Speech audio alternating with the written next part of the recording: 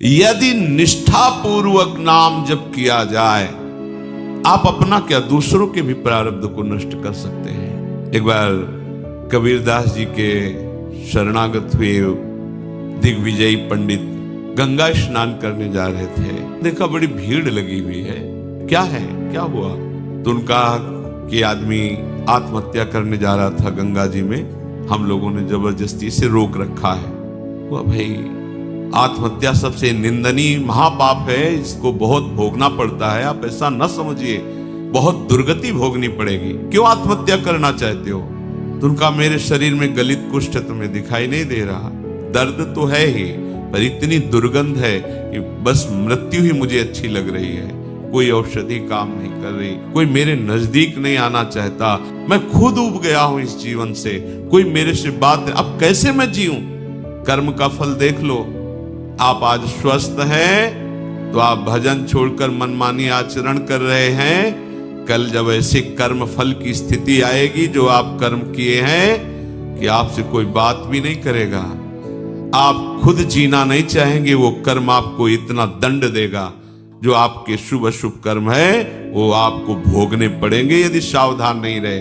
उन्होंने कहा, यदि नाम महिमा जानते तो तुम आत्महत्या करने के लिए न जाते। मैं जो कह रहा हूं मेरी बात मानो। बोले, खड़े हो गंगा जी में और राम डुबकी लगाओ। 3 बार बोले, एकदम खत्म। ये उनकी कोई सुकृत नहीं थे जिसके शरीर में गलित कुष्ठ था। एक तो ये महान विद्वान, दूसरी बात गुरु कृपा पात्र, तीसरी बात नाम महिमा को समझ चुके थे कबीरदास जी के द्वारा। ये दिग्विजयी पंडित थे, कोई इनके सामने टिकता नहीं था, सब शास्त्र इनकी जिह्वा पे विराजमान थे।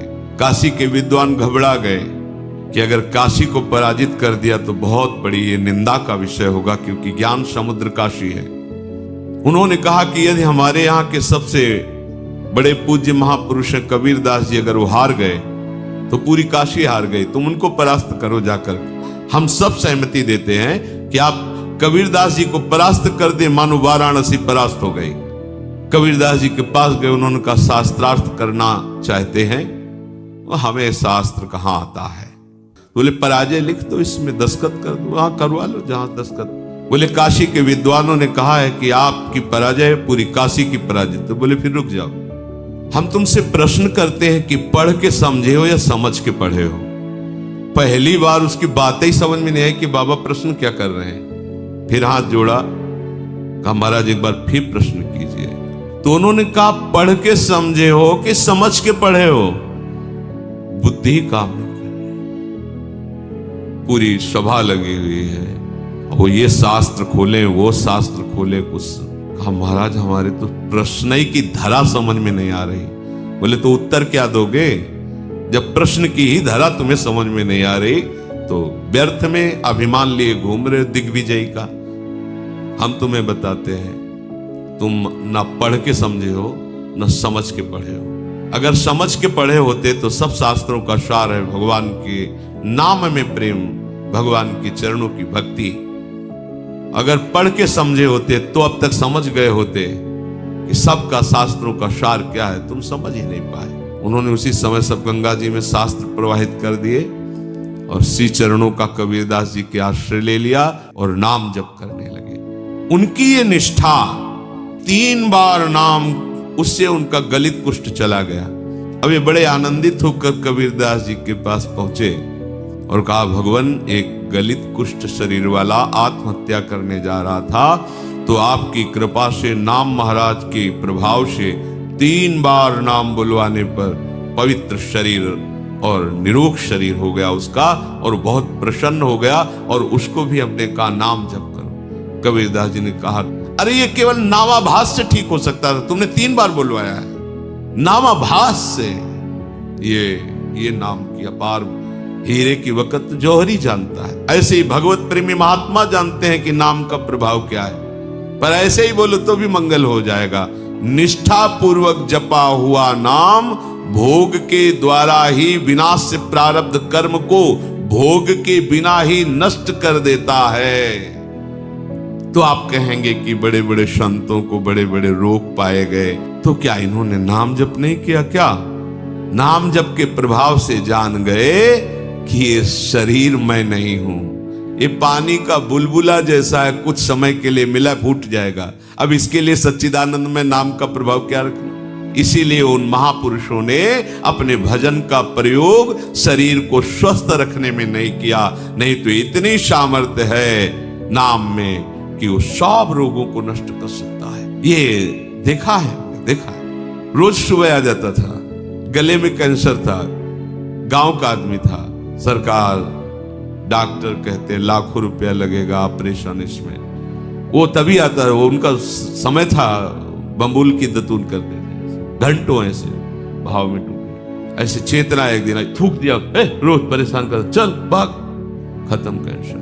और जब उन्हीं के शरीर में प्रारब्ध भोग आया तो उन्होंने कष्ट को सहा, और उनके शरीर का राग है नहीं, इसलिए उसे सहते रहते हैं। ये प्रारब्ध भोग कोई बड़े से बड़ा ब्रह्म ज्ञानी भी नहीं मिटा सकता, केवल नाम में सामर्थ्य है।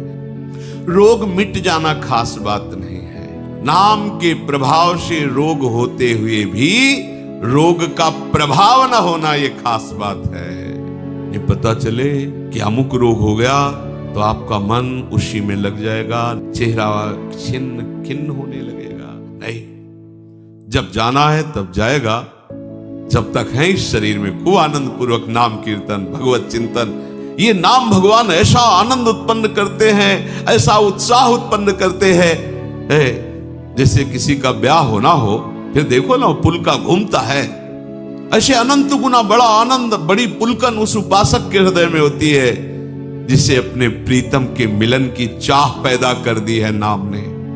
ब्रह्म विद्या के साक्षात्कार से संचित कर्मों का नाश हो जाता है और क्रियमाण कर्मों का नाश हो जाता है, किंतु प्रारब्ध कर्म को बिना भोगे वो ज्ञानी भी नहीं बच सकते। पर यदि भक्त चाहे जो नाम जप करता है वो बिना भोगे प्रारब्ध को नष्ट कर सकता है। राधा कुंड की संत भगवान एक सेवा करते थे, सोहनी लगाते पूरे राधा कुंड में, भिक्षावृत्ति से खूब नाम जप करते थे।